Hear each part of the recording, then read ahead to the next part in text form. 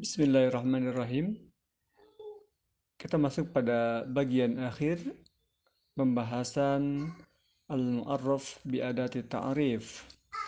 Bait 111 dan 112 ini menjelaskan tentang alam bil ghalabah. Saya coba meringkas apa yang saya dapatkan di kitab Dalilus Salik, yaitu alam itu ada dua kategori. Pertama, alam bil wad'i, artinya sebuah alam, sebuah nama yang memang telah ditetapkan, yang telah dijadikan sejak awal. Misalnya, seorang ayah menamai putranya Abdullah atau misalnya Umar, maka itu artinya alam bil wad'i. Dan kita telah mendapatkan penjelasan tentang hal itu pada pembahasan alam, al-alam. Yang kedua, kategori alam bil ghalabah. Artinya alam ini terbentuk atau ada karena nama itu digunakan dan bahkan mendominasi untuk orang atau objek tertentu. Misalnya, kita mengenal bahwa Ibnu Abbas itu nama aslinya adalah Abdullah bin Abbas. Dan Abbas itu punya beberapa anak. Dan Abbas menamai anaknya itu adalah Abdullah bin Abbas. Apa yang terjadi? Kemudian kita mengenali Ibnu Abbas yang pada asalnya bermakna anak dari Abbas dan boleh jadi itu berlaku, artinya bisa berlaku untuk siapa saja di antara anaknya Abbas. Akan tetapi kita mengenal bahwa Ibnu Abbas itu pada akhirnya berarti atau bermakna untuk Abdullah bin Abbas saja. Dan setiap kita mendengar kata Ibnu Abbas, maka kita paham bahwa yang maksud adalah Abdullah bin Abbas, bukan putra Abbas yang lainnya. Demikian pula kita mengenal Ibnu Umar, putranya Umar. Secara lugoh, Ibnu Umar bisa kita gunakan untuk putra Umar yang mana saja. Akan tetapi seiring dengan perkembangan zaman, ya, bahwa Ibnu Umar yang kita pahami adalah Abdullah bin Umar.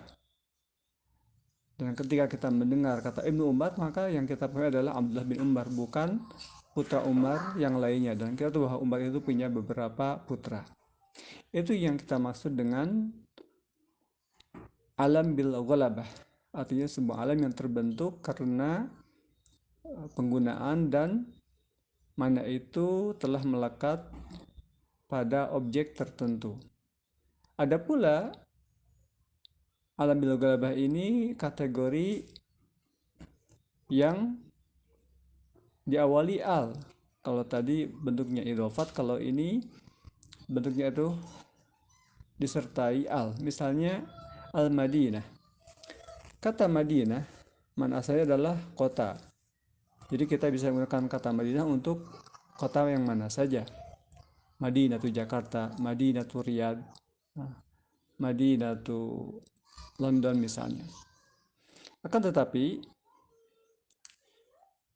kata Al-Madinah sesuai dengan yang kita pahami bahwa Al-Madinah itu adalah punya makna yang spesifik, yaitu Al-Madinah Al-Munawwarah, tempat di mana Nabi hijrah ke kota itu dan beliau wafat di kota itu. Sehingga ketika kita mengenal kata Al-Madinah, maka yang kita pahami yang dimaksud adalah Madinatun Nabi atau Al-Madinah Al-Munawwarah. Itu yang kita maknai sebagai alam bil ghalabah. Nah, bait 111 menjelaskan hal itu. Wa qad yasiru alaman bil ghalabah mudhafun aw mashubu al kal aqabah. Jadi ada beberapa alam yang terbentuk karena ghalabah, karena penggunaan dan karena dominasi penggunaan nama itu atau alam itu untuk objek tertentu. Ada yang kategori bentuk mudhof seperti Ibnu Umar, kemudian Ibnu Abbas, dan juga Ibnu Malik misalnya, pengarang kitab Alfiyah ini.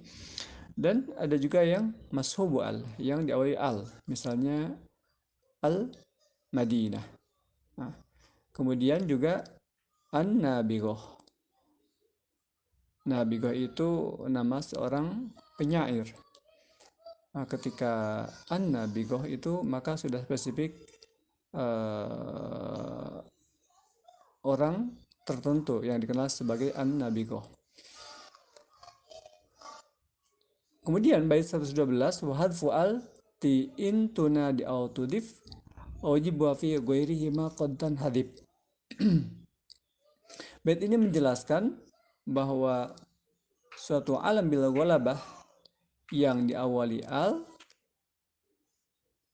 maka ketika dia menjadi objek nida intunadi atau diidafatkan mesti dibuang alif lamnya atau alnya.